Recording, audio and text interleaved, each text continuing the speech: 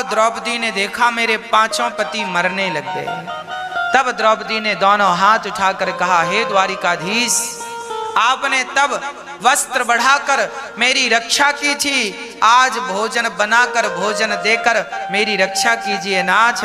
जब द्रौपदी ने दोनों हाथ उठाकर कृष्ण को पुकारा, श्याम सुंदर कहाँ हो, आओ, और अपनी बहन की लाज तब बचाई थी, आज भी लाज बचाओ। और जब पुकारा तो भगवान वहां से आते हुए नजर आए। अरे द्वारिकाधीश आप आए? हाँ हाँ, हमारी बहना पुकारे और हम ना आए।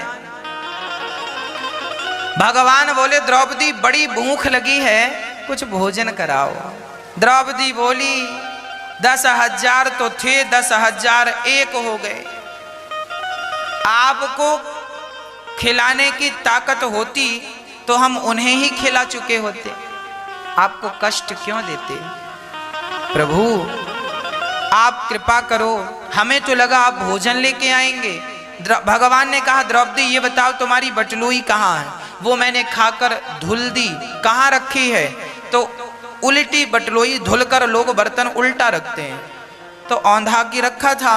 भगवान ने उसे पकड़ा और ध्यान से देखा तो पालक का एक साग का पत्ता लगा था। भगवान ने कहा, द्रौपदी आपने ठीक से धुला नहीं है, देखो एक पत्ता छोड़ दिया है।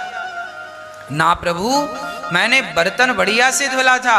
अच्छा, उसने तो धुला बढ़िया था, भगवान ने ही अब एक पत्ता प्रकट कर दिया। भगवान तो सर्व सामर्थ्य है, प्रकट किया और पत्ता उठाया और भगवान ने उस पत्ते को अपनी जिह्वा पे रखा और कहा कि आज मैं इससे तृप्त हो जाऊं और मेरे तृप्त होते ही जीव मात्र तृप्त हो जाए। ये कहा तो चींटी से लेकर हाथी तक सबका पेट अपने आप भर गया। 10,000 साधु नदी में स्नान कर रहे थे, अपने आप श्रीखंड की डकार आने लग गई, अपने आप गुलाब जामुन की डकार आने लग गई, अपने आप पराठे की डकार आने लग गई, अपने आप बढ़िया देसी घी की पूड़ियों की डकार आने लग गई। संतों ने कहा, क्यों, ये हमें बस हो रहा है कि तुम्हें भी हो रहा? दूसरों ने कहा, सुनो, पता नहीं क्या हुआ, पेट भर गया, बिना खाए सबका पेट भरा। महात्माओं को लगा अब नहीं खाए तो भीम मारेगा, बनवा के फेंकवाते हो भोजन, खाओ। अब महात्मा बोले, एक काम करो, नदी के किनारे किनारे भागो।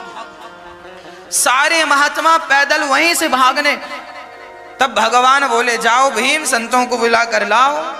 तब दौड़े भीम भैया गए, अब संत और भागे। भीम बोले, रुको रुको, संतों ने कहा ये बुलाने आया है, भोजन तैयार होगा, नहीं खाएंगे, पेट भरा कैसे खाएंगे?